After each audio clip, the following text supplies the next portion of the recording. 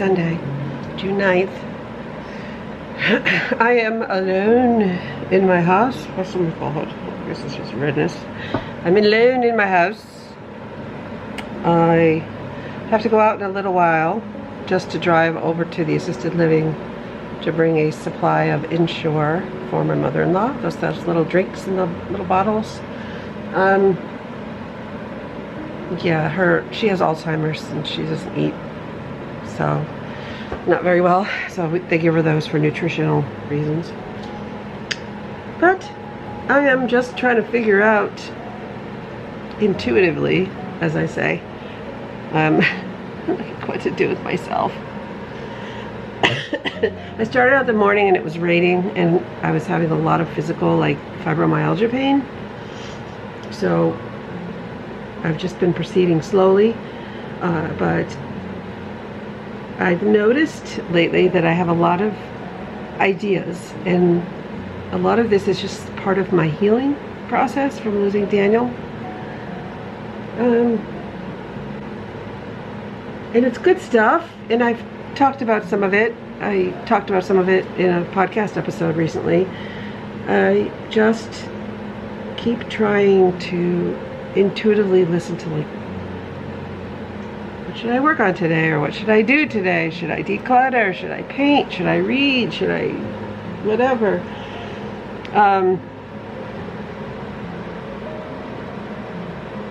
Yeah, so I thought, while I'm sitting here, I'm like, okay, so maybe somebody might be interested. There's absolutely no sponsorship. Maybe someday it's something I would be interested in, but I just wanted to share with you, just to soul. I have a planner that I use every year. I've been using this planner for as long back as I can remember, at least 10 years. And it's called the Erin Condren Planner, ERINCONDREN. And they're wonderful, and every year my daughter and I get one personalized for each other. And it's a lovely, colorful planner. I'm not really into the stickers anymore. Like I used to, like, go cuckoo nuts with stickers and pictures and stuff like that, but really it's just like, it's got lots of space for writing stuff. It's got nice long daily, I prefer the long ones, but you can get it so it's short. Anyway, my planner is really important to me. I don't trust it. I also put things in my phone and set alerts. And if I'm at the doctor's, not only do I put it in my phone and then write it in my planner, but I always ask for a card. So I have, like, because I just like to remind myself and just to keep my brain on track, because I have a hard time with appointments and schedules, because I'm a very, I don't know, fluid person. I don't have a lot of strict delineations of time, and a lot of that developed even more so in the years with Daniel, because I just gave up on, like, structure, because everything could change in a second, and it almost always did. So I don't know. But anyways, so that's that. Sarah reads some of these books, like fantasy fiction.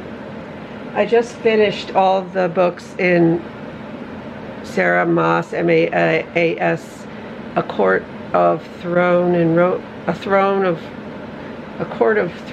Roses, or something like that. Anyway, I read all those books. I think there was, like, 1, 2, 3, 4. I think there were 4. 3 big ones, 1 little one. And then I read Fourth Wing, and this is the next one to Fourth Wing, which is about people who ride dragons and stuff like that. So it's pretty cool. But then I read a few other novels in between, and I can't remember them all. I think I have some of them on the door. I would like to know what you guys read, because I'm always open to new ideas. So I have read, oh, this is one I have to read that my niece gave me. I forgot it was over here. I read Hello Beautiful by Ann Napolitano. That's a really good book. I also read Heaven and Earth Grocery Store by James McBride. I really like James McBride. That was a wonderful story. Yeah, and so here's my, that was A Court of Wings and Ruin, A Court of Mist and Fury, which I have two, so it's it's 4 fat books, I think. The other 2 are upstairs. I just finished the Court of Silver Flames, something like that. This is one of my books about grief. Megan Devine is the same author as my grief journal, which I'm going to show you. Isn't this fun? So this is my cart. It's kind of messy right now. I call it my cart. So my cart sits by because I have so many things going on and so many little things that I like to do when I sit in my chair that I was like, I need to put the stuff somewhere so it's not out all over the place. But it's out all over the place anyway. I'm by myself. If you are by yourself, like, why not? I'll clean it up later. I don't have to worry about it. Nobody's here with me. So this is amazing. This is called How to Carry What Can't Be Fixed, a journal for grief. Right after Daniel died, my niece Lacey sent me this. And you journal in there, and it gives you all kinds of stuff. You know, just working through it at my own pace when I feel so inclined. My niece also just sent me this book, which I read the intro. It's called Visual Journaling, Going Deeper Than Words. So it's how to use art to reduce stress, release anger, resolve conflicts, get in touch with feelings, give voice to your soul, even if you can't draw. And basically, my journey with art has been very much an intuitive and expressive, emotional outlet because I have no art training, but my niece is really sweet. She always has these great tools. I'm very proud of her. She's a therapist and she's amazing. And she has an amazing daughter who's my great niece. And I don't get to see them as often as I want, but she thinks about me, and that's really sweet, and I think about her. I'm actually putting together a box of things for her. It's on my counter, up there, because she had a birthday, and I always mean to get things out on time, but I'm doing birthday boxes for people too. The other thing I like is this little book. It's by an author called Martha Hickman. It is called Healing After Loss. And this is just like little daily devotionals that, you know,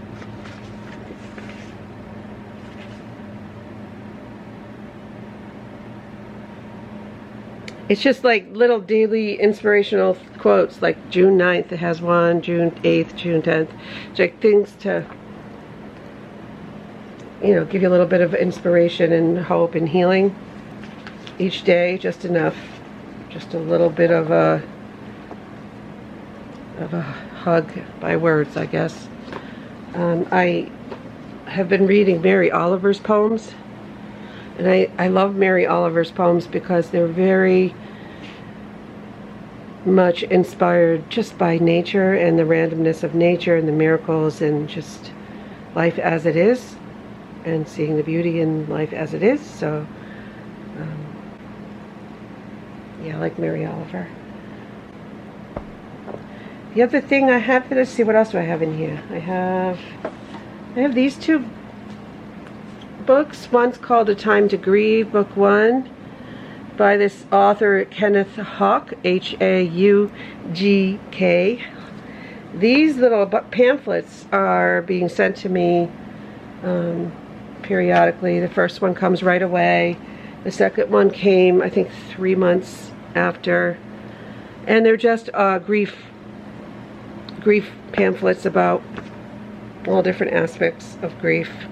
And they are very helpful because grief is just not like if you haven't lost someone who you've loved so dearly, it's hard to it's hard to explain it in a way that you'll comprehend it, because you could have explained it to me and I would have been like, yeah, get it, but I didn't get it until it was after. There just was so many changes that came along with it that I had no idea what happened, which as they were happening made sense, but and the whole like people not understanding and being isolated and nobody reaching out to you and all that kind of stuff, yeah, that was real. So I've had to really dig into my own healing. I have 2 sets of like cards. I have all kinds of little ideas, you know, and I don't know which one to tap into. This is one of my favorite things in the whole world. This is my actual self journal. It's leather, and I replaced the little notebooks inside. You know, and I write in there. I have a set of binoculars because why do I have binoculars in the cart? Because I have a turkey in my yard. I'll include pictures. I sort of informally named the turkey Mabel because I think Mabel lives here. So it's been coming kind of to the feeder looking for scraps, but she was walking up and down the side of the yard, around the back, around the side, around the back. Every time I look outside now, I see this turkey in the front, in the back. It sets off my ring alert, my ring alarm. So I've been looking out with sitting outside on the deck with the binoculars, trying to see if maybe she has babies, maybe she has a nest. So I don't know. So far I haven't seen any chicks with her, or poults they're called. Did you know that? Did you know that? I'm blurry. P-O-U-L-T. That is the word for a baby turkey. I did not know. Oh, you missed it. There was a bird, like literally swimming in the water out there. That's my bird bath. And that is a solar water fountain. You just put it in the bird bath. Found out on Amazon last year. And I love it because the birds have a shower. They go in there and they're like, but there was just a little bird in there and he was totally soaked and he came up out of the water like it was having a swim. Oh little guy. And ever since my bear episode, I do put the feeder out still, but I take it in around 7:30 before it gets dark, when the bears tend to wander because they've been seen a lot. But I just leave it out during the day and then I take it in. We're thinking of possibly making John's office upstairs now. This is Daniel's room.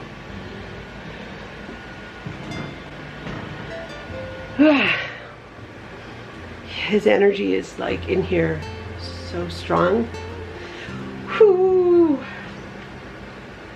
Actually, recently I came in here and that bubble lamp was going on his dresser, the bubble lamp. And we're like, did you turn it on? No, I didn't turn it on. Did you turn it on? I didn't. I was like, Julie, I swear I didn't turn it on. And it was just going. But it has to be turned on by pressing a button. So nobody comes in here. The cat doesn't come in here, so I don't know. I know that these big equipment, you know, I think I have a place to donate it to. And I just don't know what to do with some of it. It's hard because, like, the equipment, and I don't really mind the Hoyer lift, the lifts. This stuff is going to be harder to get rid of because it's custom to the ceiling. And I called the guy who sells the lifts, and he said they're really hard to get rid of because people, you know, but I hate to throw something away that's so valuable or costs so much money, but I don't know. But we will clean this room out, and I want to create like an area that's just sort of like a little memory wall, get some shelves and just, you know, display things, some of the most meaningful things. But we still have all his tactile stuff, his sand, his lights, his books, his games.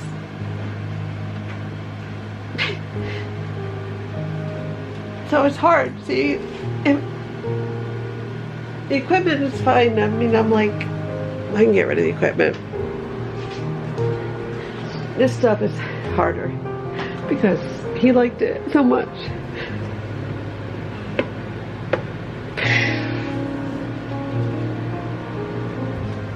Hence, I don't come in here often because of that reason. It's still Christmas up there.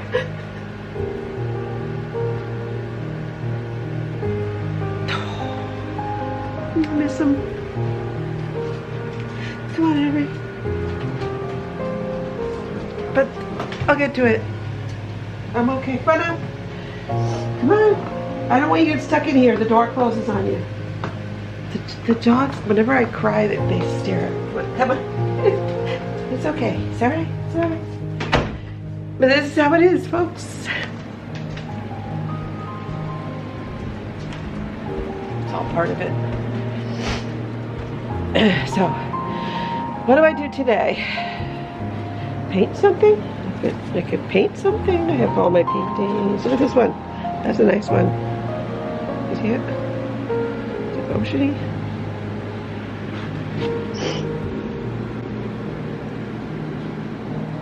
To sit on the deck, read a book, exercise, go for a walk, which I'm gonna do with the dogs. Oh, and just when I have so many books to read, I get another beautiful book called Creativity Unleashed. One of my close friends had surgery, and here this poor thing is recovering from her own surgery, and she sends me a book, but she said she thought I would like it.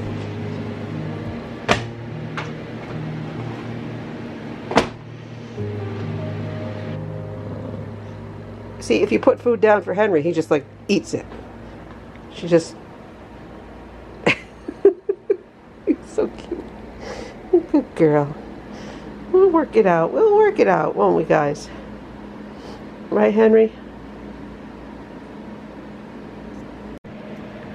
And that's a little bit of my world. Just a bit to share with you. Sorry about the cry. Happens every day.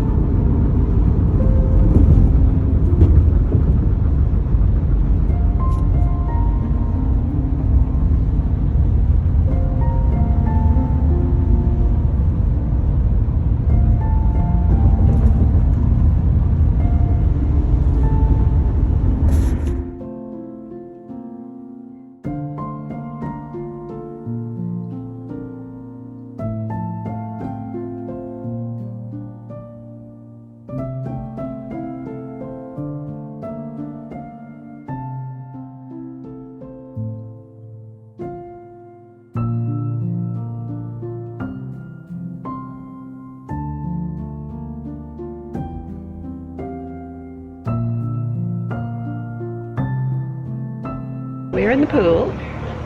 We just finished having a nice time. Harrison had his first swim ever. And we're going to go back and get unchanged and